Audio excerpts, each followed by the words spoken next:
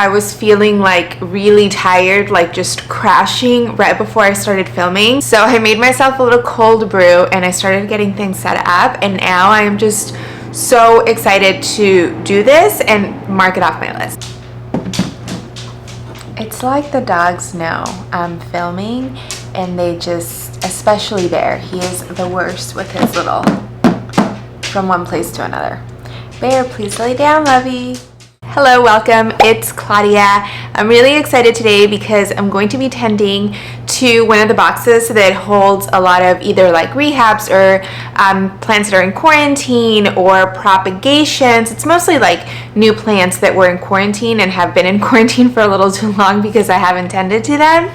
So we are going to be potting them up, looking at their progress. I'm pretty certain all except for one are ready to be potted up and like moved into Gen Pop. So I'm excited to get them into my space. Hopefully this little console under the window over here, and let's get started.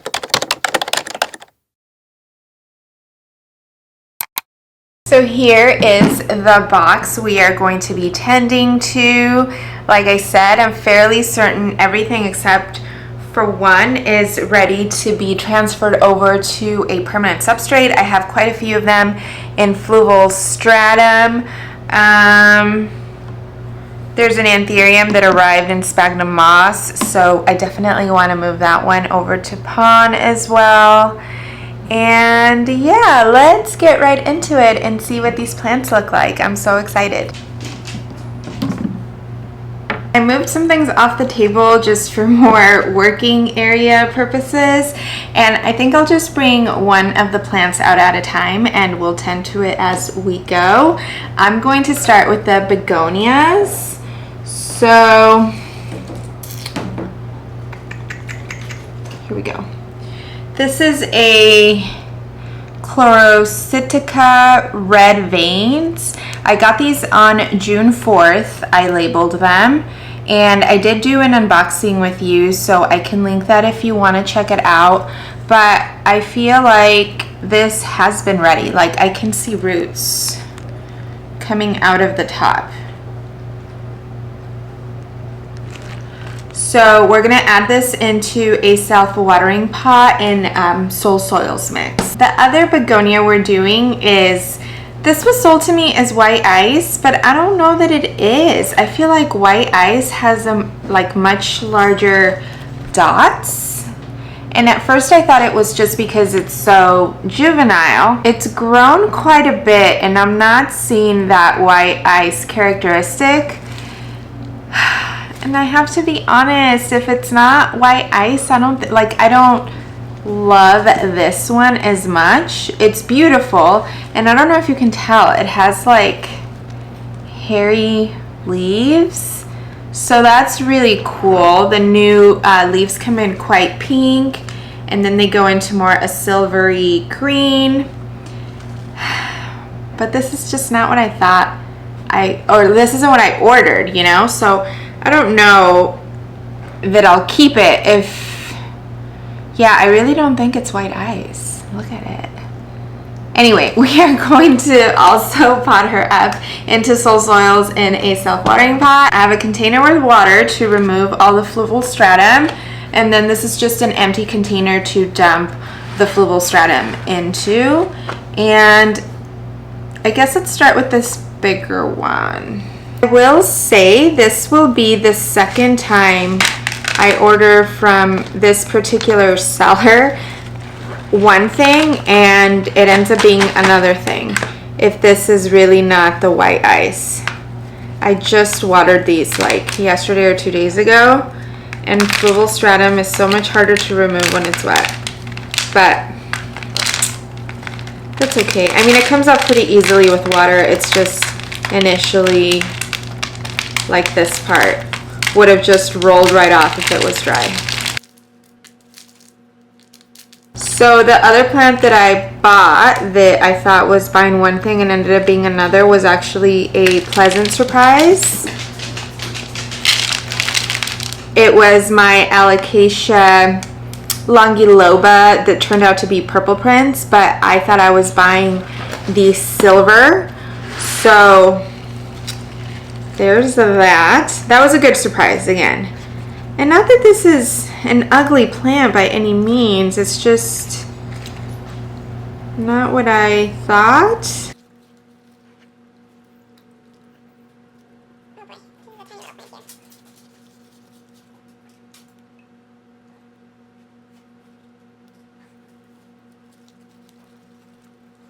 I don't know, if you have a begonia white eye, oh, there's like no roots on this one. That's really surprising.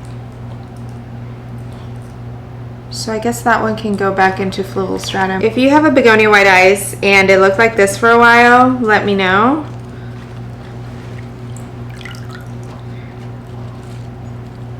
Okay, I think that that's good. So this is the root system. I was thinking I would put it in here. Yeah, I think that looks cute. And I know I've been saying for a while that I haven't been loving these clear self-watering pots because, or the ones with the clear reservoir, because I get a ton of algae, but I'm going to try something that I was just reminded of and see if it helps. It should, but you know. I reached straight for the pond. I use pond so much now that evidently that's what I thought I was using. Not that I couldn't use pond, I just don't want to. I don't see the need for pond on these.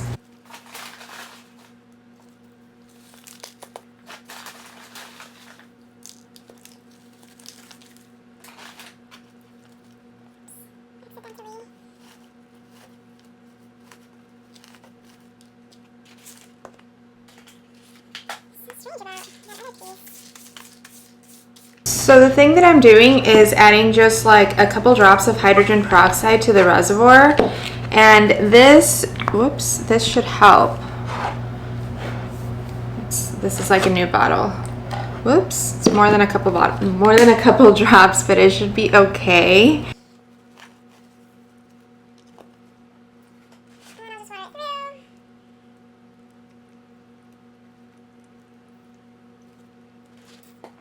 And here we go.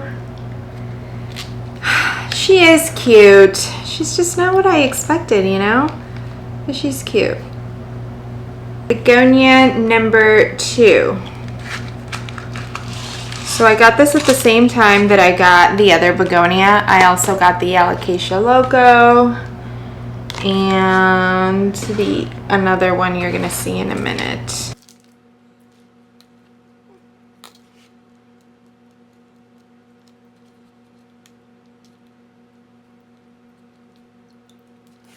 This has really thin roots and it has some of the Fluval Stratum little pebbles right intertwined. So I'm gonna go give this a rinse in the sink real quick. Be right back. Here we are, all rinsed.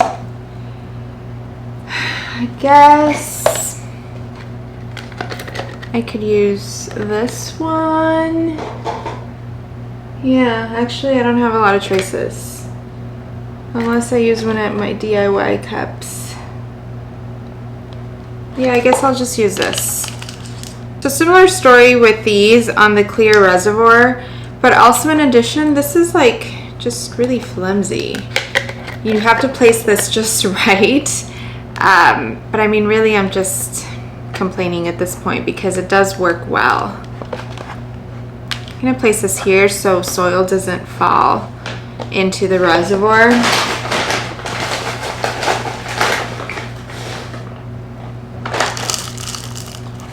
Or the mix, I should say, because Soul Soils is soilless. And in case you don't know, this is what Soul Soils looks like. Super, super chunky, has really great ingredients. And I love it because the ingredients are really well draining while being moisture retentive.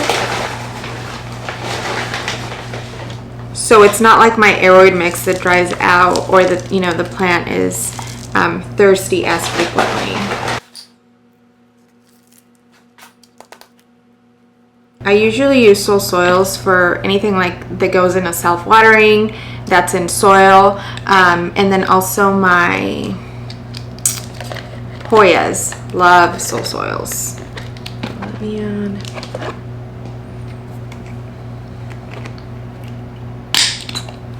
Okay, but I'd be curious, have you ever ordered a plant and then like you were surprised to receive something else? And obviously not when it's like super obvious, like say you ordered, I don't know, an Alocasia frydek and you got like a philodendron or whatever, or a completely different Alocasia, like maybe in the juvenile or like the super plug stage where they don't show their characteristics as much, and then you get surprised when it starts to grow and mature. So this is what this one looks like. I'm hoping the veining will get brighter once I add it to more light, because this looks really, really cool. Like really bright, vibrant colors once it matures. Next, let's do this King of Clarinervium. I can see really good roots in here. I got this also with the 2 begonias and the alocasia you're gonna see after this. So let's pot this up. I was thinking I would pot it into here just because roots of anthuriums tend to go really crazy.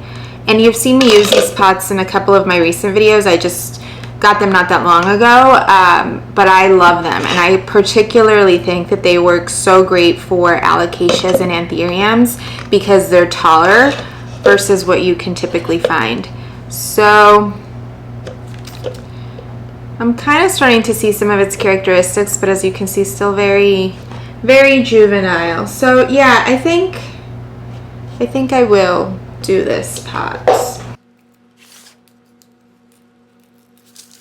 I got some fresh water because I dumped some of the excess soil on top of the water and it was just floating around, and I didn't want to get it all over the roots. The point is to clean the roots. Anthurium roots always impress me. They are so chunky, like just so yummy and juicy. This one's obviously going to go in pon. I say obviously because, I mean, yeah, I feel like pon has really proven itself to me. It works just so great for a lot of plants. All my plants I have in it are great, but particularly anthuriums and alocasias, they just do really well, and I feel like I couldn't grow these plants probably if they weren't in pon. So let's set this up. My only complaint about these pots is that I feel like my hands are too big to fit in here on this particular size. The other sizes I have no problem, but this size I feel like I struggle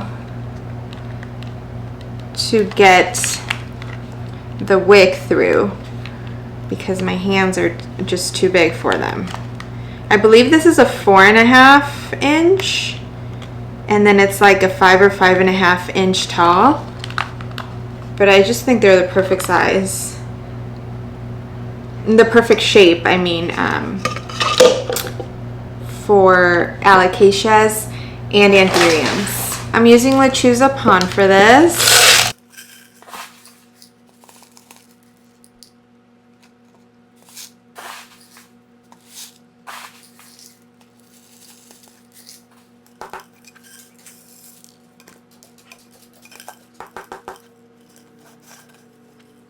So cute. Look at this guy. I haven't decided if he's gonna go in my cabinet or not. You hear Hunter crying? He thinks it's time for dinner, but it's like way too early for him. He's like 2 hours early. Oh, he looks so cute. Yeah, so I haven't decided if he's going to go in my cabinet or if I'm going to try to make room for him in my console over here. Although I do think he would look good in my Mills Bow Tall. I feel like my white is pretty much a capacity. But this is this one. No, Hunter. Sniffing and trying to lick the hydrogen peroxide. Excuse me. Hi, can you lay down, please? Lay down. Who's your good boy? He's really probably the loveliest one. I mean, all our dogs are pretty lovey, but he's so emotional, so needy. Which I just think is so cute. Melts my heart how big he is and how strong. And he's just wants love. Who's the goodest boy? Who's the goodest boy? Okay, lay down. Lay down. I just broke this leaf. It was one of the older ones, but still, there was nothing wrong with it. It got stuck as I was pulling it out of the box, and I thought I released it, but turns out I didn't. So I got this alocasia at the same time I got those begonias and the king clary. I can see a ton of roots, so I'm gonna use one of these little transitional pots. I call them transitional because they don't last very long. In here, it's pretty small, but I can start, but I can move them into pond here, and I just think of it, or they usually start taking off faster once they're in pond. So there are 2 little plants in here.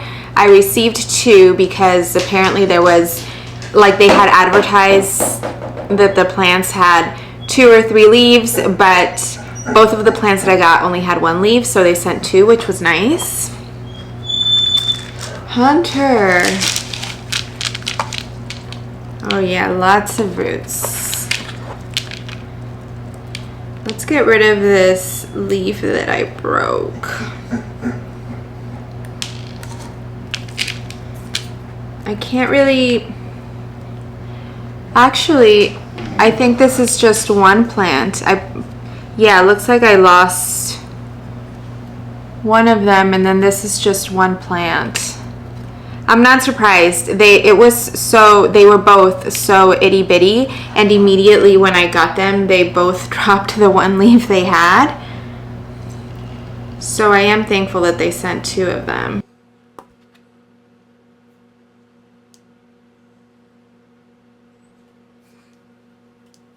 Yeah, this is just one plant. Okay. The Fluval Stratum came off so nicely of these. So here it is.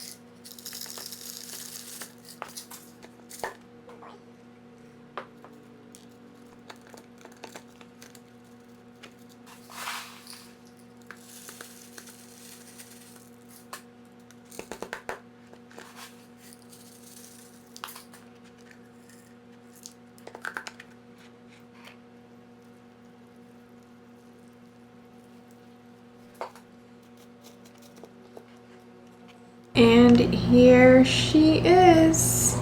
I think she's for sure gonna go in my cabinet, probably my Millsville wide. She's small enough, but she can hang out with her other alocasia friends. This is so cool. I can't wait till this gets a little bigger. But yeah, because she's an alocasia and the whole humidity thing, so.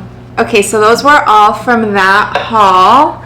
Now we're going to do this one. This is a Hoya Polyneura Silver. I saw someone online post theirs, like on Instagram, and I was like, I have to have this. I found it on Etsy. I can note the seller down below, but this was shipped and packaged so beautifully. It came in Leca, so I moved it to Fluval Stratum because I just like Fluval Stratum better, but it's grown a ton of roots. I haven't had this long. I'll make sure to note the date, but I think I want to do this in pond as well, just because I find my other Polyneuras to be pretty thirsty, like a lot more than even like some of my other Hoyas. Obviously they're thinner leafed, but extraordinarily thirsty, so I think I'm gonna try it in pot and see how it goes. Plus it's used to semi-hydro.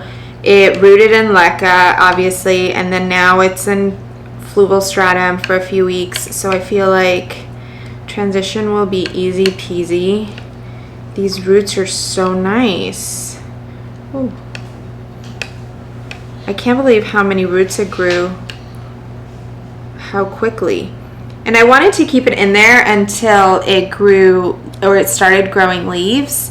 And so I received with 4 leaves, but it's working on like the next set, which I feel like is ready. I think I'll do, should I do this one? Yeah, I think I'll do this one for this. So I really like these pots too, but the reason I don't is this little window causes a lot of algae. So I'm gonna do the same thing and add a little bit of hydrogen peroxide in here. And that should hopefully alleviate that issue.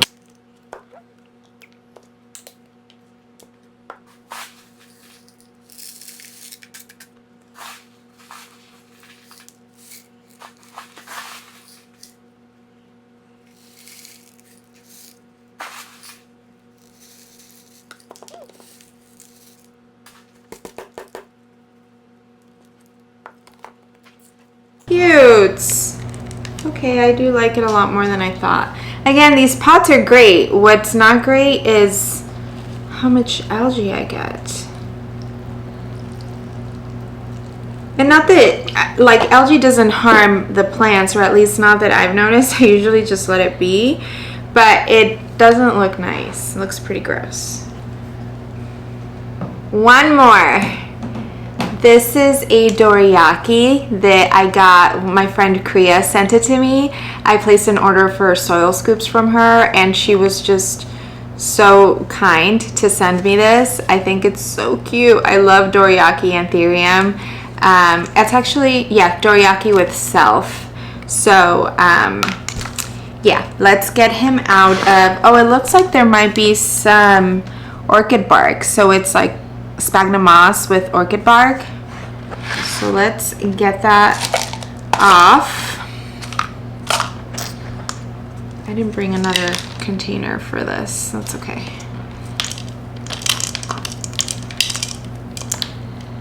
Fortunately, these roots are pretty meaty, and it looks like she used like the long fiber sphagnum moss, so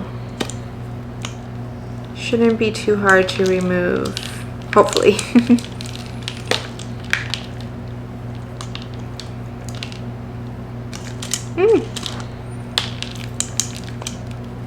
Oh, it's cocoa husk and sphagnum moss.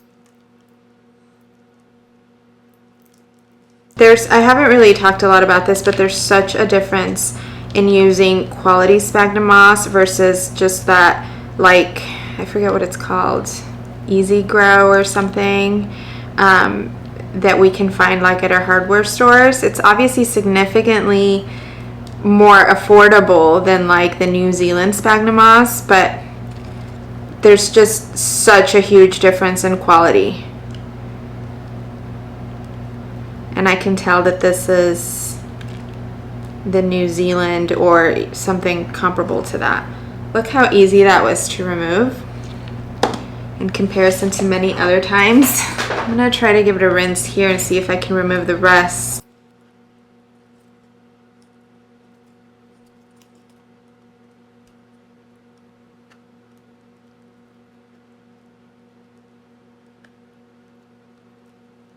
This is the easiest time I've had removing sphagnum moss from a plant ever.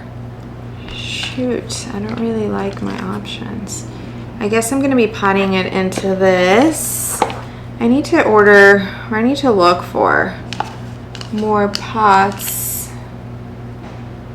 more pot options in this like smaller size. I'm really banking that the hydrogen peroxide is going to solve all my algae problems. And again, for aesthetics only, because it doesn't hurt the plant. This won't last in here very long, but I'm not mad about that because, oh no, I broke a leaf. But I'm not mad about that because I don't, like, this isn't the ideal pot that I would place it in.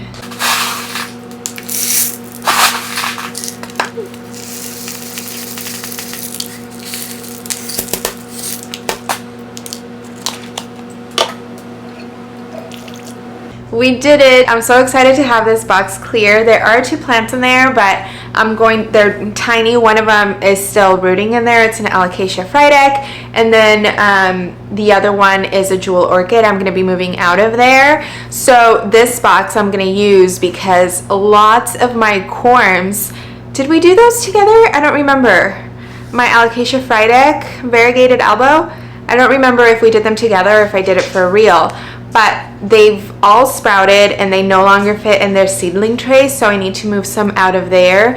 And then also I did a pink black velvet that I did do with you, and the Maharanis, and some of those need to be moved as well. So that's what this box will be used for. I really hope you enjoyed this video. Thank you so much for joining me. I can't wait to see you again. I hope you'll interact with this video. Let me know what you think, and I will talk to you very soon. Bye.